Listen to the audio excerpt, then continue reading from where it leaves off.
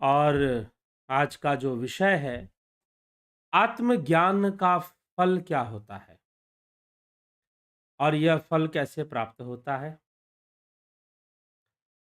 यद्यपि सभी लोग जानते हैं इस विषय में कि आत्मज्ञान का फल क्या होता है, तो आत्मज्ञान का फल आप खुद विचार कीजिए क्या हो सकता है। सुनते आए हैं और वही सुनी हुई पहले की ही बात है, लेकिन कुछ विशेष है। बात को किसी अलग ढंग से प्रस्तुत किया गया है। आत्मज्ञान के फल के विषय में उस फल तक पहुंचने का मार्ग बताया गया है। तो आत्मज्ञान का फल तो आत्म शांति होती है। आत्मज्ञान का फल तो मुक्ति होती है। आत्मज्ञान का फल आनंद रस होता है, समाधि होती है और मुक्ति होती है, मोक्ष होता है। आत्मज्ञान का फल शाश्वत सुख होता है, जिसे कठोपनिषद में लिखा गया, स्तेषाम सुखम शाश्वतम नेत्रेषाम। शाश्वत सुख होता है, शाश्वत शांति होती है और शाश्वत शक्ति होती है। आत्मज्ञान का यह फल प्राप्त होता है, लेकिन उससे पहले आत्मज्ञान के इस फल तक हम पहुंच सकें, क्या करना चाहिए और किन बातों को समझना चाहिए, उस पर एक साथ विचार किया गया है इस अध्याय में। आत्मज्ञान का फल, अध्याय का नाम ही आत्मज्ञान का फल है। आप ऐसा समझे। विवेक चूड़ामणि के अंतर्गत जो श्लोक इसमें लिए गए हैं वो क्या कहते हैं। संसिधस्य फलम त्वेतज्जीवन मुक्तस्य योगिनः बहिरन्तः सदानंद रसास्वादन मात्मनि। आत्मज्ञान में सम्यक सिद्धि प्राप्त किए हुए जीवन मुक्त योगी को, आत्मज्ञान में यहां पर देखिए फिर एक विषय आ रहा है, जीवन मुक्त योगी को आत्मज्ञान में सम्यक सिद्धि किए हुए जीवन मुक्त योगी को तवेत जीवन मुक्तस्य योगिनः संसिधस्य फलम त्ववेत जीवन मुक्तस्य योगिनः। जीवन मुक्त योगी को यही फल मिलता है कि अपने आत्मा के नित्यानंद रस का बाहर भीतर निरंतर आस्वादन करता है। अपने आत्मा के नित्यानंद रस का बाहर भीतर निरंतर आस्वादन करता है, अर्थात वह बाहर भीतर हर अवस्था में आनंदित रहता है, आनंद का अनुभव करता है। तो ऐसा योगी जो आत्मज्ञान में सम्यक सिद्धि प्राप्त कर चुका है, अर्थात आत्मज्ञान में स्थित हो चुका है। आत्मज्ञान में सम्यक सिद्धि प्राप्त करने का तात्पर्य है जो आत्मज्ञान में स्थित हो चुका है, जो आत्म स्थित हो चुका है और जो स्थित प्रज्ञ हो चुका है। जो आत्म स्थित होकर स्थित प्रज्ञ हो चुका है, वही आत्मज्ञान में स्थित जीवन मुक्त योगी है। वह जो निरंतर है, नित्य नित्य आनंद रस का बाहर भीतर आस्वादन करता है, अनुभव करता है। वैराग्यस्य फलम बोधो बोधस्यो परति फलम स्वानंदानुभवाक्षांतिरे शैवो परते फलम। वैराग्य का फल बोध है। जब वैराग्य होगा तो बोध होगा, और बोध का फल उपरति है। वैराग्य क्या है? राग का ना होना, विषयों में राग का ना होना। विषयों में जो राग बना हुआ है, एक फ्लो बना हुआ है हमारा संसार के अंदर, संसार के विषयों में हमारी जो आसक्ति का एक राग बना हुआ है, एक धारा प्रवाहित होती है हमारे इंद्रियों से किसके प्रति? अनुराग के रूप में विषयों के प्रति धारा प्रवाहित होती है। तो यह जो राग बना हुआ है विषयों में, अगर ये राग ना हो तो चित्तवृत्ति निरोध होगा वैराग्य होने से। इसलिए महर्षि पतंजलि ने चित्तवृत्ति निरोध का साधन क्या बताया है? अभ्यास वैराग्याभ्याम तन्निरोध। अभ्यास वैराग्याभ्याम तन्निरोध। अभ्यास और वैराग्य ही चित्तवृत्ति निरोध का साधन है, हथियार है, जिससे कि चित्तवृत्ति निरोध किया जा सकता है। तो वैराग्य होने से चित्तवृत्ति निरोध होगा और चित्तवृत्ति निरोध होने से बोध होगा, स्वरूप की उपलब्धि होगी, आत्मज्ञान होगा। तो इसलिए यहां पे कहा जा रहा है, फलों की चर्चा की जा रही है कि वैराग्य का फल बोध है और बोध का फल उपरति है, अर्थात विषयों से उदासीनता है। अगर आत्मज्ञान का बोध हो गया, आत्मा का सही बोध हो गया, तो फिर स्वतः ही संसार के विषयों में उदासीनता बन जाएगी। फिर स्वतः ही संसार के विषयों में उदासीनता बन जाएगी यदि बोध प्राप्त हो गया। अगर ज्ञान हो गया, आध्यात्मिक बोध प्राप्त हो गया, आत्मिक बोध प्राप्त हो गया, तो अपने आप ही संसार के विषयों में उदासीनता बन जाएगी। ये बोध का परिणाम है, बोध का फल है। वैराग्य का फल बोध है, बोध का फल उपरति है। और उपरति का फल क्या है? उपरति का फल है आत्मानंद के अनुभव से चित्त का शांत हो जाना। चित्त शांति है, आत्मानंद का अनुभव है। उपरति का फल जब बाह्य विषयों में हमारा राग नहीं होगा, उदासीनता हो जाएगी, तो आत्मानंद का जो फल होगा वो चित्त शांति के रूप में प्राप्त होगा। इस प्रकार से ये फल काम करेंगे। फिर कहते हैं यदु यदु उत्तरोत्तरा भाव पूर्व पूर्वम तु निष्फलम निवृत्ति परमा तृप्तिरा आनंदो अनुपमः स्वतः। यदि पिछली पिछली वस्तुओं की प्राप्ति न हो तो पहली बातें निष्फल हैं। यदि पिछली वस्तुओं को प्राप्त ना किया जाए तो पहली बातें निष्फल है। मतलब कि अगर वैराग्य को ना प्राप्त किया जाए तो बोध नहीं हो सकता, और अगर बोध को ना प्राप्त किया जाए तो उपरति नहीं हो सकती, और यदि उपरति को प्राप्त ना किया जाए तो परमानंद की प्राप्ति संभव नहीं है, परम आनंद का अनुभव संभव नहीं है, आनंद रस की प्राप्ति संभव नहीं है। यह समझाने का यहां प्रयास किया जा रहा है। तो यदि उत्तरो तराभाव पूर्व पूर्वम तु निष्फलम, तो इस प्रकार से कि अगर नहीं हुआ तो फिर इस ऐसे सिस्टम चलेगा। अगर वैराग्य नहीं तो बोध नहीं, बोध नहीं तो उपरति नहीं, उपरति नहीं तो आनंद नहीं। ऐसे दृष्ट दुखेष्वनुद्वेगो विद्याया प्रस्तुतम फलम यत् कृतिम भ्रांति वेलायाम नाना कर्म जुगुप्सितम पाषाणरो विवेकेन तत्कथम कर्तुमर्हति। प्रारब्धवश प्राप्त हुए दुखों से विचलित ना होना ही आत्मज्ञान का सबसे पहला फल है। प्रारब्धवश आत्मज्ञान का सबसे पहला फल क्या है? तो यहां पर आदि गुरु शंकराचार्य कहते हैं कि प्रारब्धवश जो हमें दुख प्राप्त होते हैं, शरीर के दुख, समाज के दुख, परिवार के दुख, दैहिक दैविक भौतिक तापा, दैहिक दुख होते हैं, कुछ दैविक दुख होते हैं, कुछ भौतिक दुख होते हैं। ठीक, तो इस प्रकार से जो प्रारब्ध के वश हमें दुख प्राप्त होते हैं उसमें विचलित ना होना, यह आत्मज्ञान का सबसे पहला फल है, ऐसा समझना चाहिए।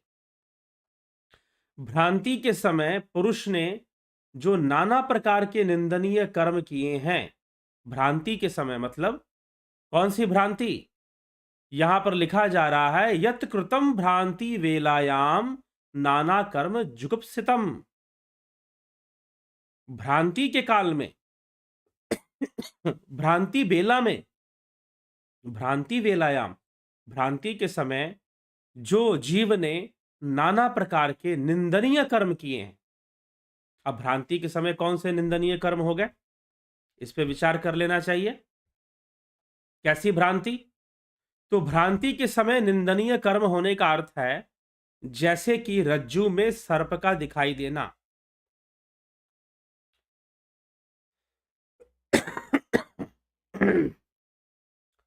यदि आपको रज्जू में, रस्सी में सर्प दिखाई देता है, सांप दिखाई देता है, तो क्या होगा?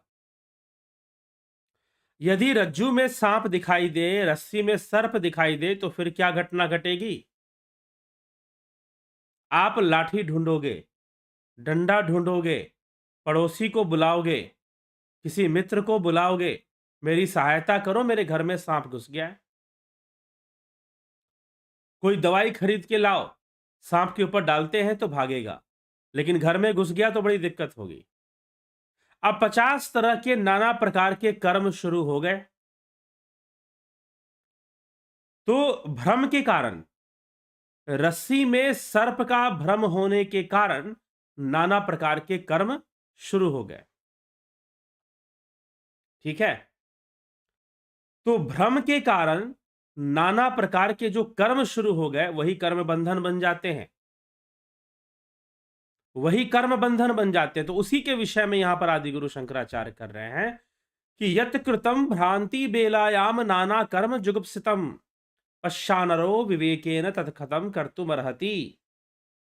कि भ्रांति के समय भ्रांति वशीभूत होकर जीव ने जो नाना प्रकार के निंदनीय कर्म किए हैं, मतलब कि भ्रांति में बहुत सारे निंदनीय कर्म उसने किए हैं, उन्हीं को ज्ञान हो जाने के उपरांत वह विवेक पूर्वक कैसे कर सकता है?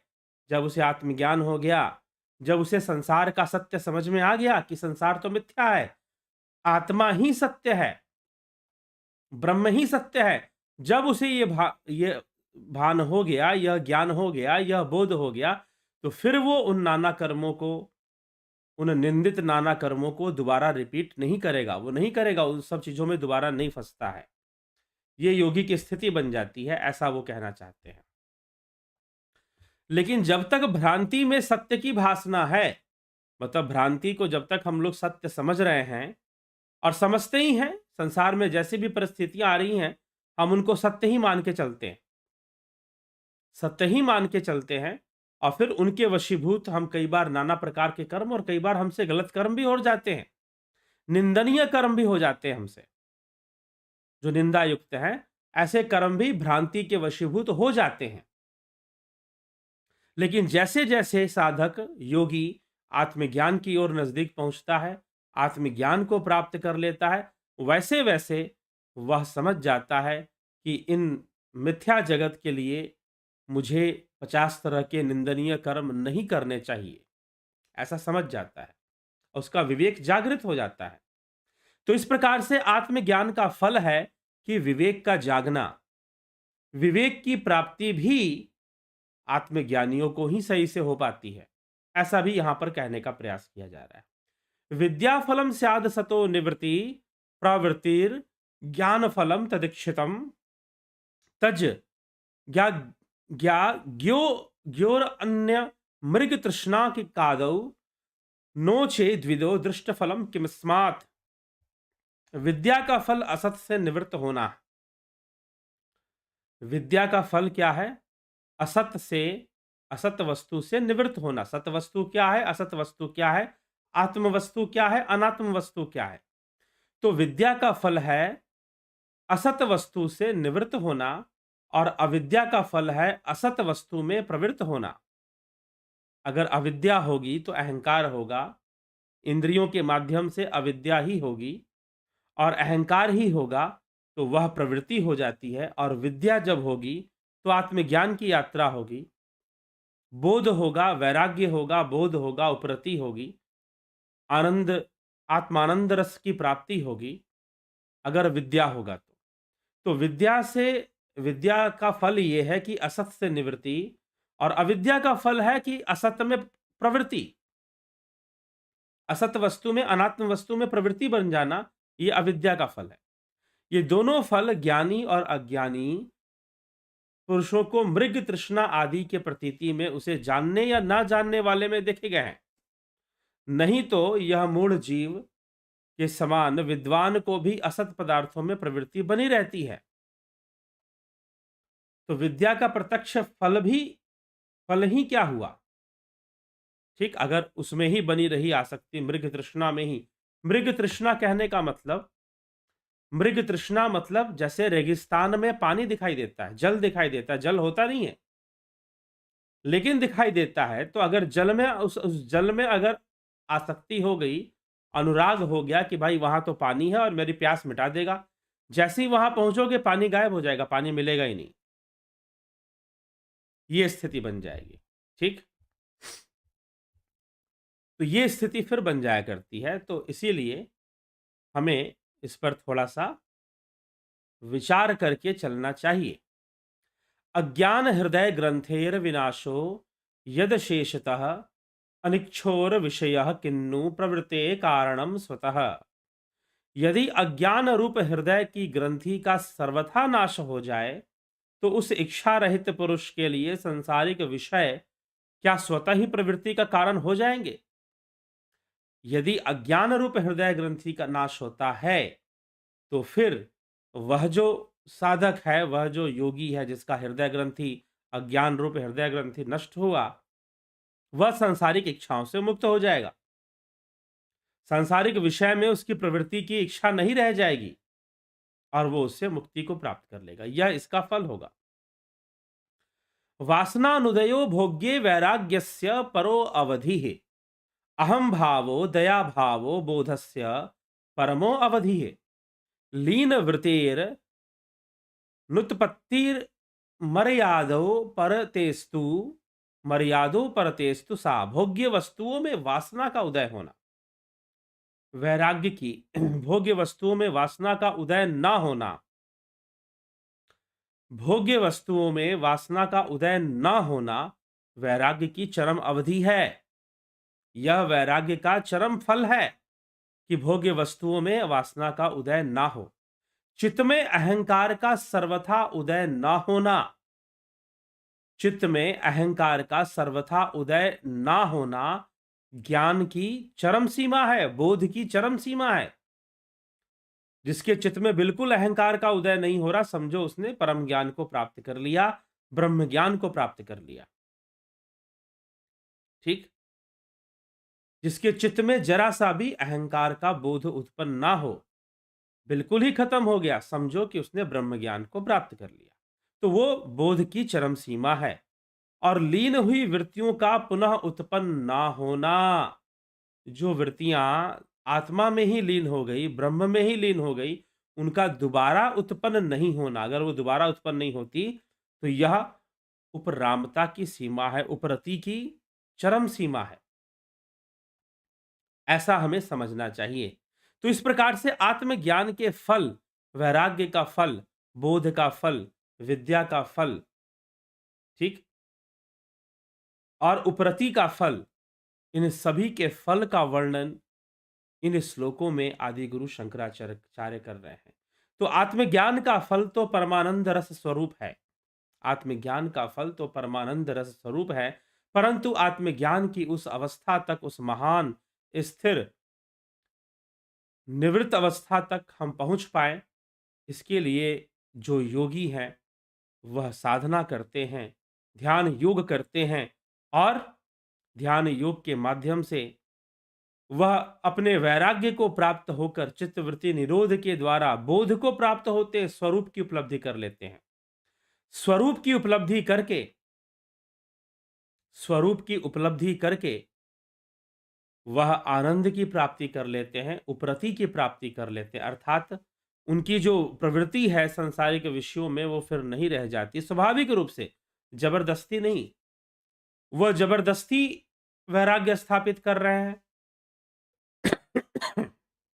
या जबरदस्ती वह जो है अपने भीतर उपरति ला रहे हैं, उदासीनता ला रहे हैं। जबरदस्ती कुछ भी नहीं कर रहे, वो कोई जबरदस्ती नहीं कर रहे, वो बस अपना अभ्यास कर रहे हैं और उनकी अवस्थाएं अपने आप आती हैं। जब वैराग्य होगा तो बोध होगा, बोध होगा तो उपरति होगी, और उपरति होगी तो निश्चय ही परम शांति की प्राप्ति होगी, परमानंद की प्राप्ति होगी। ठीक है, तो ये सब बातें, इसकी ये सारी चीजें जो है हमें समझने योग्य है और समझ के अनुसरण करने योग्य है। तो किस तरह से बातों को रखा गया है, एक स्टेप बाय स्टेप, और एक श्रृंखला में बातों को समझाया गया है। तो वैराग्य आदि जो भी विषय हैं, उनके होने से ही बोध होता है, बोध होने से ही सांसारिक विषयों में उदासीनता आती है, उपरति आती है और उसी से परमानंद की प्राप्ति होती है। तो ये सारे फल बताए गए हैं आत्मज्ञान के, ठीक है? तो इस प्रकार से समझते हुए हमें भी इस ध्यान योग के मार्ग पर आगे बढ़ते हुए परमानंद तक पहुंचने का प्रयास करना चाहिए, लगे रहना चाहिए। आइए चलते हैं आगे, आपके कमेंट्स, आपके जो टिप्पणियां हैं उनको देख लेते हैं, कौन क्या कह रहा है। विक्रम सिंह जी बहुत बहुत अभिनंदन है। शंकर प्रसाद जी, बबीता धीमान जी, आपका भी बहुत अभिनंदन। अर्जन चौहान जी, बलदाऊ नाथ योगी, राजू पाल जी, सुनील पाटिल जी, सतीश कुमार जी, अवनी प्रधान जी, राम प्रकाश जी, गौरव सिंह जी, विक्रम सिंह जी बहुत अभिनंदन। Vindeshwari Mishra ji, Ruplal Vishwakarma ji, BKRMDTMNDL, I am not able to read your name। Sunil Patil ji बहुत अभिनंदन। अशोक रावल जी, रमेश पेशवानी जी बहुत बहुत अभिनंदन है आपका।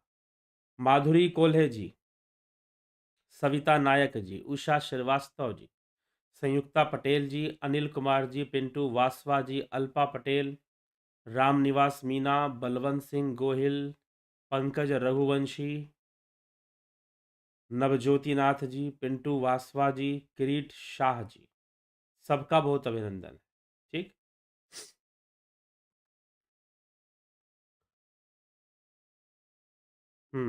अशोक शर्मा जी, दशरथ पटेल जी बहुत बहुत अभिनंदन आपका। राकेश चंद्र शर्मा जी, कैसे प्राप्त किए जाए, निष्काम कर्म श्रेष्ठ है या ज्ञान साधना आदि कर्म। देखिए, अब यहाँ पर मैं आपको, ये अच्छा प्रश्न है, राकेश चंद्र शर्मा जी कह रहे हैं कि कैसे वैराग्य कैसे प्राप्त किया जाए, निष्काम कर्म श्रेष्ठ है या ज्ञान है। इस विषय में कई लोग प्रश्न करते हैं। ये जितनी भी जानकारियां हैं, ये जितनी भी बातें हैं, वास्तव में ये बातें ही हैं, जानकारियां ही है, लेकिन एक दिशा मिलती है, हमें एक डायरेक्शन मिलता है इन बातों से। आदि गुरु शंकराचार्य यहां पर कुछ बातें रखते हैं, और वो जो बातें वो बताना चाहते हैं, जो समझाना चाहते हैं, उन बातों का महत्व क्या है। बातों का महत्व यही है कि प्रेरणा मिले, प्रेरणा मिले और हम उस मार्ग पर आगे बढ़ें।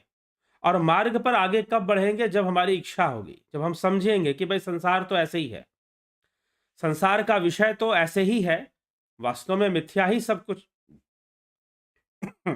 कुछ है। तो हम कैसे, जब समझ में आ गया, आपका ये अनुभव कर लेना कि यह संसार नित्य परिवर्तनशील है, यह संसार नित्य परिवर्तनशील है, इसमें कुछ भी टिकने वाला नहीं है, कुछ भी टिकने वाला नहीं है। तो यह संसार नित्य परिवर्तनशील है, और नित्य परिवर्तनशील होने के कारण हमें इसमें आसक्ति ना होनी चाहिए। ऐसी भावना का आ जाना ही वैराग्य का प्रारंभ है, यही वैराग्य का प्रारंभ है। तो स्वतः ही धीरे धीरे हम, अब रास्ता चाहिए कि हम चित्तवृत्ति निरोध कर सकें, टेक्निक चाहिए, मार्ग चाहिए। तो राकेश चंद्र शर्मा जी, वह मार्ग फिर ध्यान योग है। ध्यान योग ही हमें एक रास्ता दे देता है, एक डायरेक्शन दे देता है, भाई ऐसे ऐसे आगे बढ़ो, ऐसे ऐसे कार्य करते हुए, ऐसे ऐसे अभ्यास करते हुए आगे बढ़ो। वो एक डायरेक्शन मिल जाता है, वो एक रास्ता मिल जाता है। ठीक है, तो ये सारी चीजें हमें प्राप्त हो जाती है, फिर धीरे धीरे हमें आगे बढ़ते रहना है। तो निष्काम कर्म भी हो जाएगा, वैराग्य भी हो जाएगा, और फिर ज्ञान भी हो जाएगा। ठीक है, तो वैराग्य कैसे प्राप्त किया जाए, निष्काम कर्म श्रेष्ठ है या ज्ञान श्रेष्ठ है। ज्ञान का उद्देश्य क्या? अरे भाई, निष्काम कर्म करना चाहिए, यह भी तो एक ज्ञान है। ज्ञान और कर्म में कोई झगड़ा नहीं है। अगर आपको ज्ञान और कर्म में कोई झगड़ा दिखाई दे रहा है, तो ये कंफ्यूजन है, या अज्ञानतावश दिखाई दे रहा है। ज्ञान और कर्म में कोई लड़ाई नहीं लड़ी गई। ठीक है, कि ज्ञान मार्ग श्रेष्ठ है कि कर्म मार्ग श्रेष्ठ है। अरे भाई, कर्म मार्ग पर चलने के लिए भी ज्ञान चाहिए, कर्म मार्ग पर चलने के लिए भी ज्ञान चाहिए। आपको जब कोई चीज पता ही नहीं है कि कैसे करना है तो करोगे कैसे फिर? कर्म मार्ग पर चलने के लिए कर्म मार्ग का ज्ञान तो होना चाहिए ना। ठीक है, तो इसीलिए ज्ञान श्रेष्ठ है, कर्म श्रेष्ठ है, ऐसी कोई बात नहीं है। जब तक कर्मों से निवृत्ति नहीं होती तब तक तो कर्म करना ही पड़ेगा। तो निष्काम भावना से कर्म करना चाहिए, ऐसा उपदेश किया गया है श्रीमद् भगवद गीता और वेदांत शास्त्रों में। ठीक है, निष्काम भावना से कर्म करना चाहिए, क्योंकि कर्म से निवृत्ति तो है नहीं। जब निवृत्ति हो जाएगी तो फिर इसकी आवश्यकता नहीं पड़ेगी। ठीक, तो ज्ञान तो है ही, कर्म मार्ग में भी ज्ञान है और ज्ञान मार्ग में भी ज्ञान है। ठीक, तो ये चीज हमें समझना चाहिए। गोविंद प्रसाद जी, गोविंद प्रसाद नेमा जी, आत्मज्ञान प्राप्त करने का साधन कौन सा है, ध्यान योग या भक्ति मार्ग? ध्यान योग ही है। भक्ति मार्ग भी योग से अलग नहीं है। शाब्दिक अर्थ तो भक्ति और योग दोनों का एक ही है। भक्ति का मतलब भी है जुड़ना, योग का मतलब भी है जुड़ना। ठीक है, तो इसे बहुत ज्यादा इसमें कंफ्यूज करने की आवश्यकता नहीं। केशव झुंझुनवाला जी, लव इज फूड ऑफ आत्मा। मंजीत कुमार शाह, ओम नमः शिवाय। गणेश पवार जी, शंकर राजपूत जी, मंजीत कुमार शाह जी, लकी राठौर, अजीत अपराजित, वैशाली दीक्षित, अभिनंदन है आपका। विनोद कुमार शर्मा जी, जय श्री राम।